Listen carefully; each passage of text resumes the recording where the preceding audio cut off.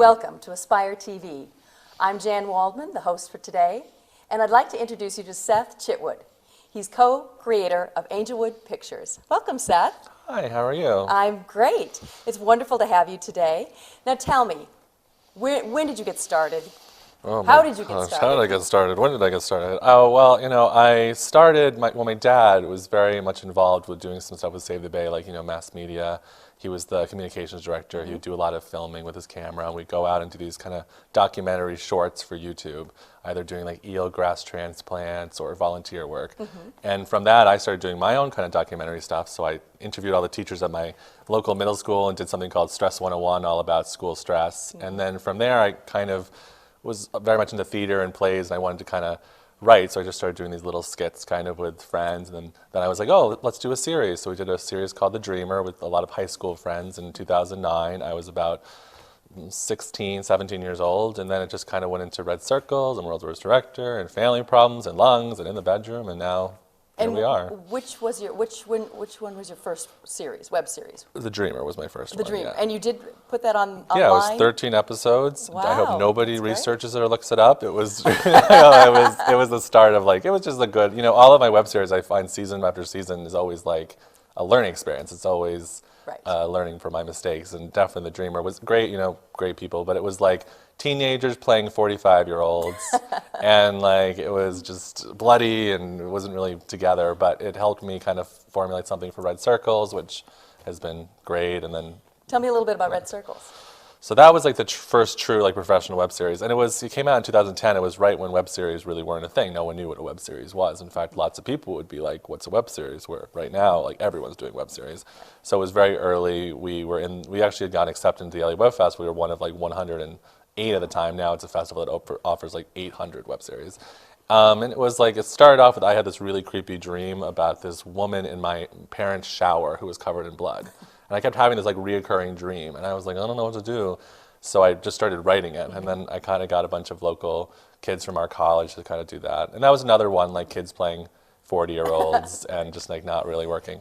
And finally, like someone said, there's a whole group of actors out there that are non-union actors that are looking for jobs for their resume and for their reels, and they're fine to do it for unpaid, and they'll come down to Barrington and they'll film. And I was like, oh, so I put something out there, and then started getting in all those actors. And how did your first casting call go?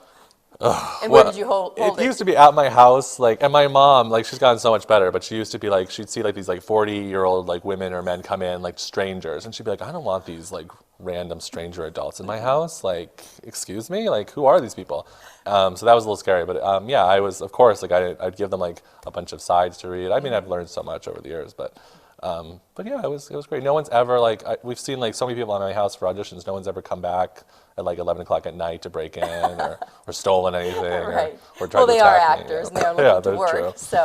So was it difficult casting your first project? I mean, did you know where to go with it, or were you just sort of randomly thinking, they're good, they're not good? I have no idea if they're good. At one rate, I was just if they auditioned, they got in. I was like, you know what, especially because it's so new, and I just loved, that's what I always found, that through all of my projects, it's always been the learning experience for me, especially since I was in college at the time, and I was still trying to kind of figure out what I wanted to do, and it was kind of helping me formulate other upcoming projects. So I kind of was like, if they were good and they weren't crazy, I'd cast them in the project, and it was great. And then I kind of, when I was in the end of the second season of Red Circles, I decided to write this series called Family Problems, and so I kind of put Red Circles kind of away and now focus on Family Problems. And how many seasons have you done for Family Problems? For Family Problems, we're right now, actually on March 26th. Yep, Thursday, March 26th, we have our premiere of the 4th season. That's great. It's 14 episodes, and then we're coming back with a 5th and final season in the fall. So we're really excited. Now, you've had some exciting news with Family Problems and some award nominations. Can you tell us about those? Well, LA? Yeah, last year we went to the LA Web Festival for Family Problems. We won 4 awards. I won Best Writing. We also won Best Series, and then we won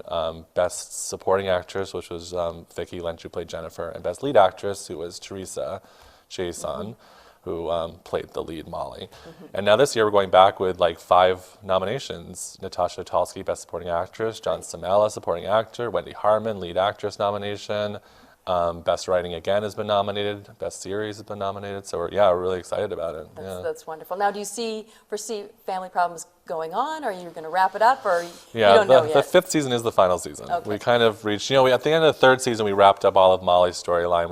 The whole show is about this family that buries a body in the woods, and they're kind of coping with that, and how the family kind of works together. And then it's told in like two different parts. It's told like in the present 2012 days, and then it's also told in 2044, where the detectives have found the body, they're investigating the family, and they're trying to figure out who killed her. And we kind of finally finished that storyline up at the end of the third season. And I just loved the cast I was working with, and I wanted to kind of push on. So we let some people go, and we kept a bulk of the other cast members, and we're doing this like it's a much darker season. So like all about this church and how there's possibly this cult that works in this church that helps people get to these different levels where they want to be. And you get to see the origin of this Ellison character, which is played by Wendy. And you get to see the origins also of Elliot, and Natasha Hatalski plays Detective Elliot, kind of find out what happened to her and that she lost her husband and how it connects to this church. And it's really great.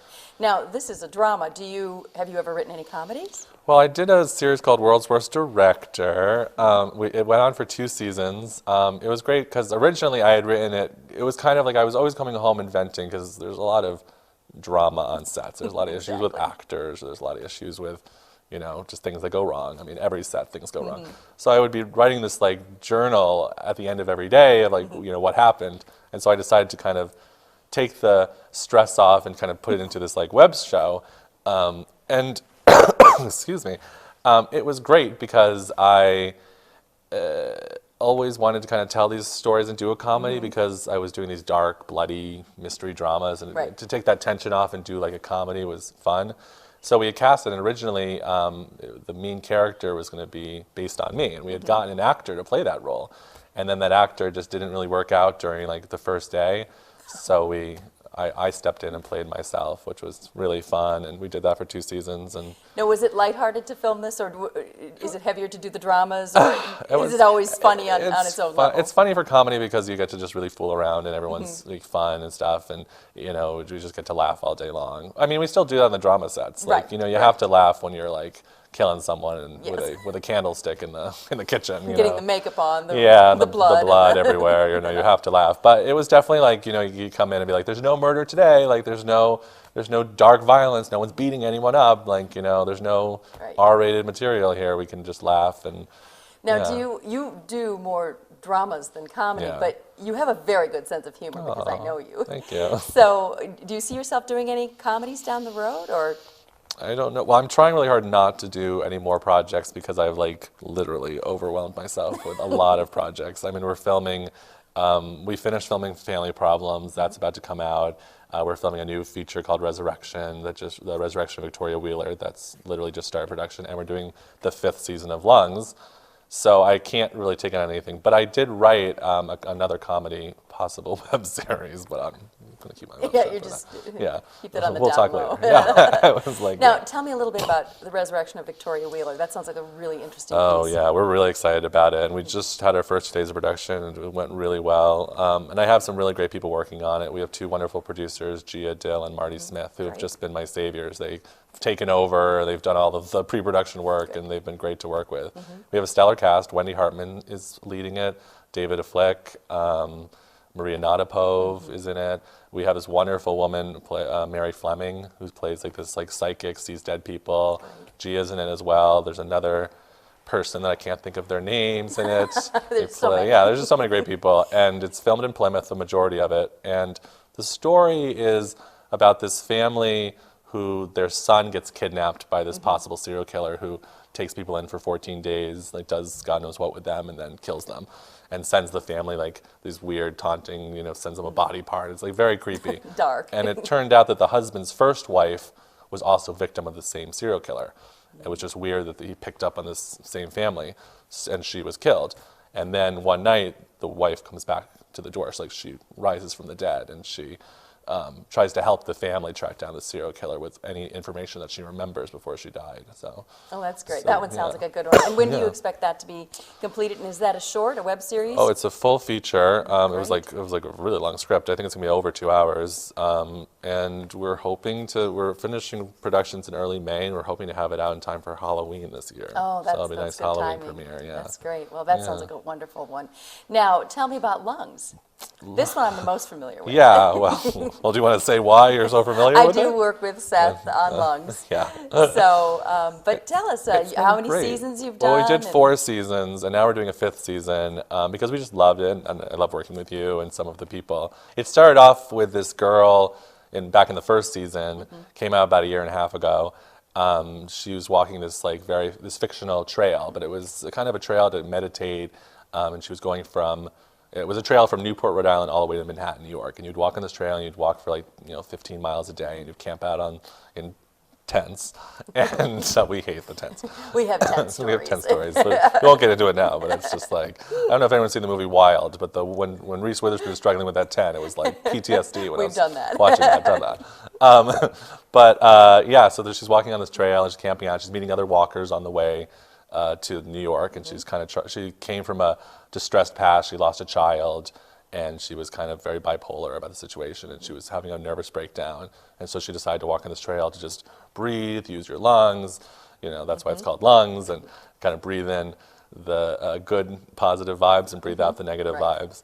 And so she meets people kind of along the way, and starred Kimberly May, but then halfway through, Teddy Grace took over for that role. And these things happen. Yeah, which happens all the time. Yeah, it was great. It was a great learning experience. It's always every time we have anything that comes up in our productions, it's always a really great learning experience.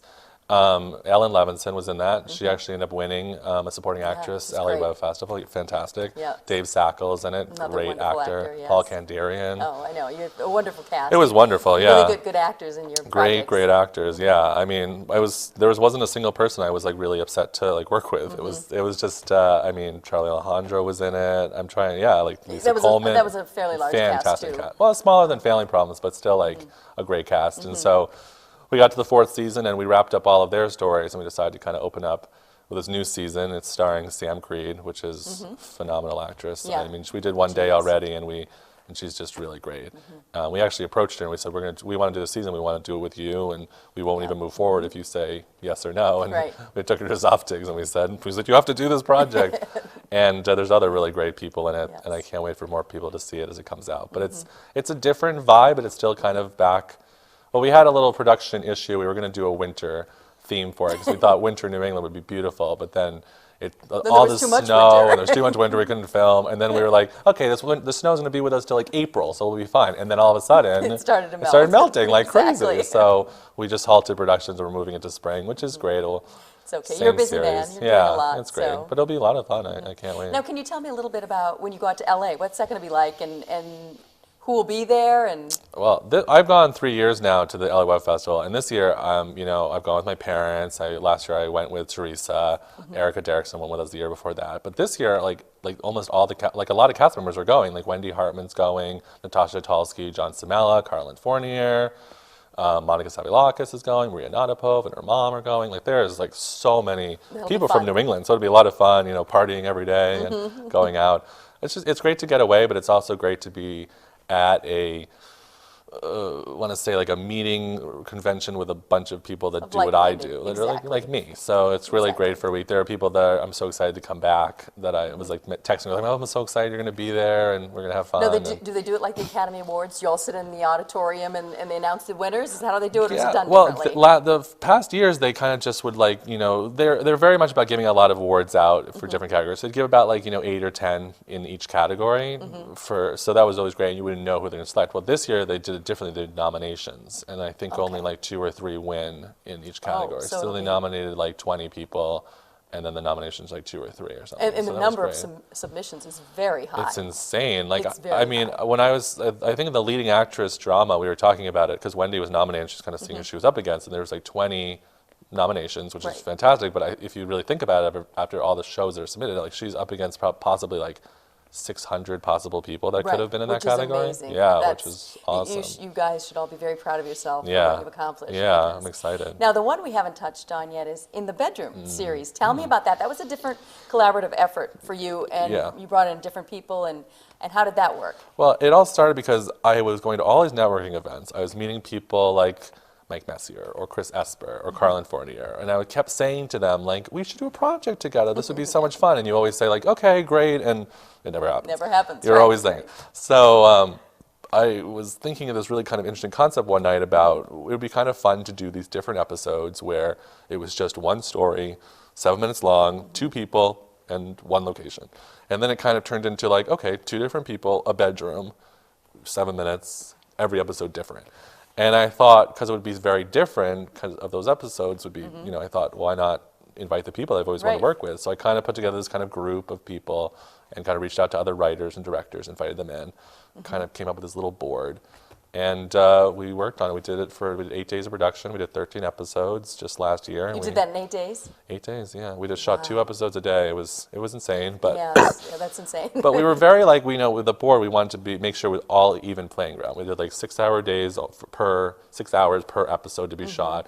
Same camera person. That's good. Same set designer, which was Mary Ronchak, who's a brilliant set designer. She is Did a brilliant all set 13 designer. episodes. She's also designed all 13 bedrooms for me. If you ever watch Lung, she designed that beautiful shed that the witch is in. Right. That Natasha plays. Which I've witnessed, And- is yeah. amazing. And then she designed 4 of the rooms that you're going to see this season on Family Problems, It just right. made it so much better. Like, she literally took a blank white room and turned it into this like massive, Yes. really nice Yes, like it's amazing what she can Bible do. study room or church. Yeah, it's amazing. Churches, sheds, she can do whatever. Yeah, she is insane, but magnificent. Like, I'm so Yes. excited. So she did all of the bedrooms and you know, and so that's kind of, we wanted everyone to have this like equal playing ground, and that's what we did. And So that's nice. And then Yeah. did a different person direct each episode, or did you direct? no, a different person for director. I directed 2, but it was and Chris directed 2 as well. But everything else was by one, Okay. and then different writers. But I wrote 4 of them, and then people like Charlie Alejandro wrote 1, Chris wrote 1, Kathleen Bebu wrote 1,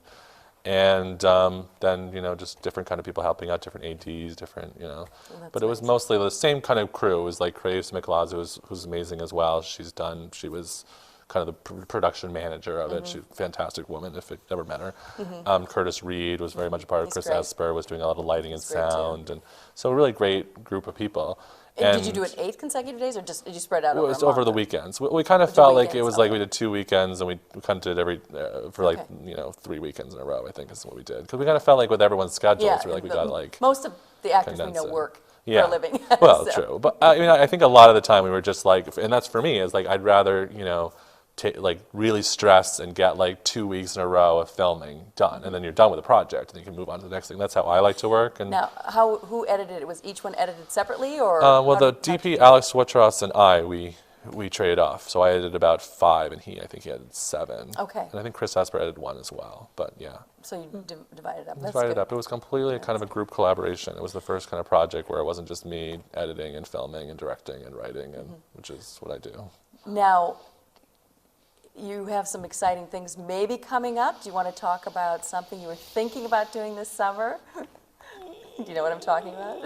Yeah. Not sure you want to talk Well, about it? it's early stages. It's a big one for me. I'm excited about I it. think you should talk about it. It's yeah, exciting. I'm excited. Well, a group of women, I won't say who exactly, but they approached me and said, we've always wanted to do a play together. And they said, would you ever want to direct a play or come up with a play that could fit all of our characters? And I was trying to think, it was mostly all women. And they're like, ranging from like mid 40s to like early 60s. And of course, I'm like, what play? And of course, the first thing that pops in my head is like Steel Magnolias. I'm like, like I'm going to direct Steel been Magnolias. done before. Ugh, like, yeah, right. So I thought, so I went back to them. I said, well, back in college, one of my assignments was to write a play, or first act of a play.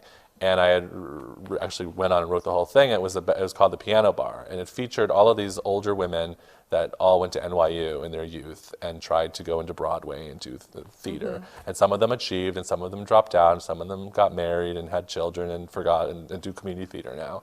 And one of their professors that they all studied from had passed away, and they'd come back for a big memorial in New York City. And so all 7 of these women meet at a bar to talk about their lives and sing at the piano. And so I said, would you like to do something like that? And they were like, oh my God, it's almost like you wrote it for us in a way. And I didn't even know them at the time. Right. So now I'm revising it again, and I'm really hoping to do it, and it will be done in Plymouth, and that's it should be a lot great. of fun. I think that's an exciting way for you to segue into another avenue of what you do. You're writing. Seth is a very prolific writer. I'm amazed at how quickly he can write a script.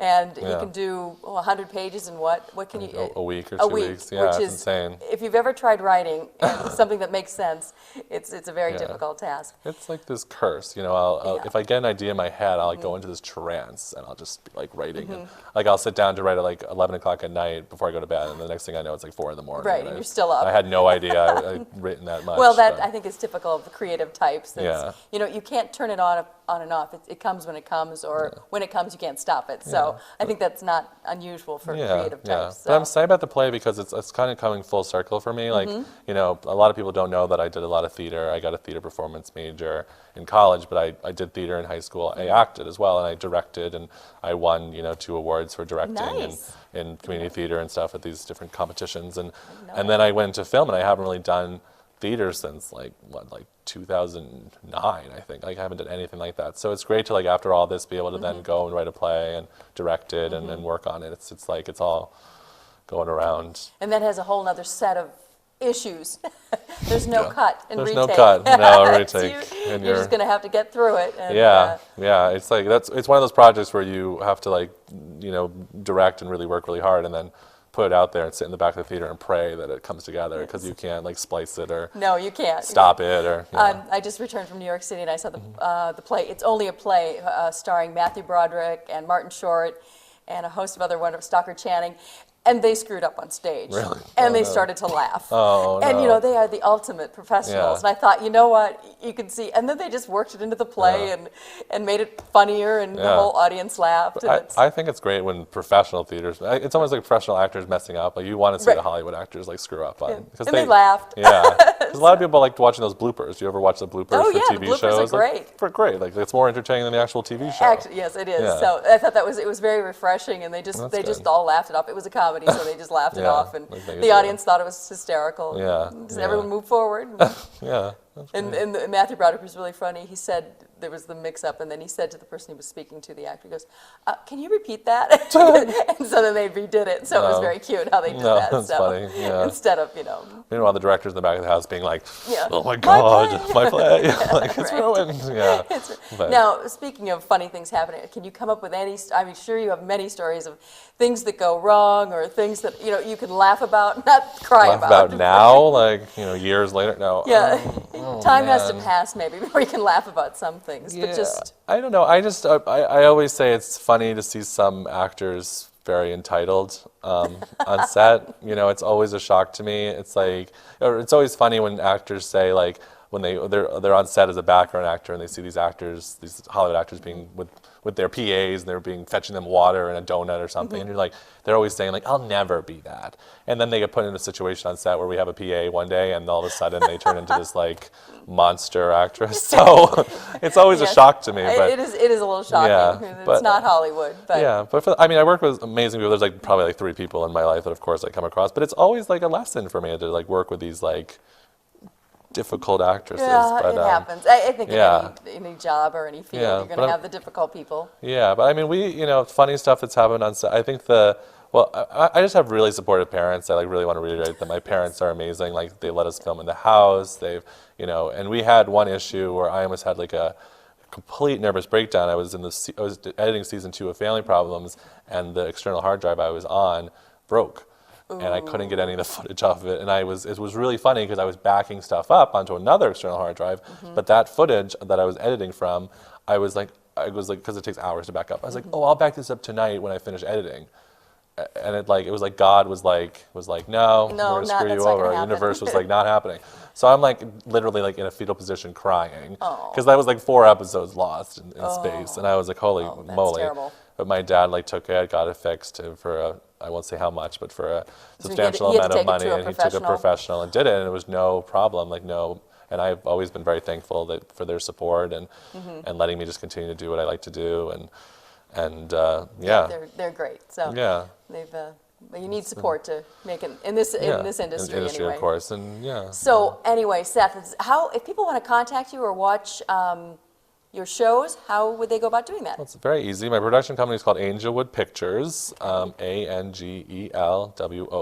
It's actually because me and my friend started back in 2009. Her last name was Angelo, and my name is Chitwood, so Angelwood came together. It's very nice. I like and you can just go to angelwood.com and you can see all of the web series, all the information. Yeah. Okay, you can that's follow great. me on Twitter at Moses4321 as well. That's and great. Tumblr, Angelwood Pictures at tumblr.com. And You're connected. Yeah, That's good. very good. Well, thank you so much, Seth. It was a joy to have you here today. Thank you for inviting me. And thank you for watching Aspire TV.